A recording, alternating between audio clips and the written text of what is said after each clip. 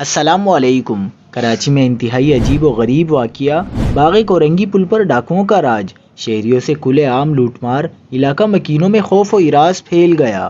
کیا آپ حالات حاضرہ سے آگاہی حاصل کرنا چاہتے ہیں؟ خبر کے پیچھے چھپے اصل حقائق جاننا چاہتے ہیں تو ابھی سبسکرائب کیجئے جلمل پاکستان کو اور ساتھ ہی گھنٹی کے نشان پر کلک کر دیں۔ آپ کو بتاتے چلیں کہ شہر قائد میں انتہائی افسوسناک واقعہ پیش آیا ہے۔ باغ کورنگی پل کے مقام پر ڈاکوؤں نے درجن سے زائد شہریوں کو لوٹ لیا۔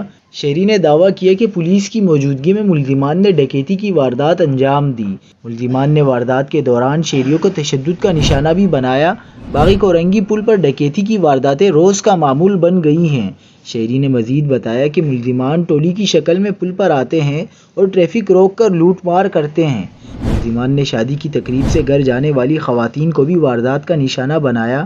ڈکیتی کی واردات کے بعد متاثرہ شہری سراپا احتجاج ہو گئے، لیکن پولیس نے کوئی کارروائی نہیں کی، جس پر شہریوں نے حکام بالا سے نوٹس لینے کی اپیل کی ہے۔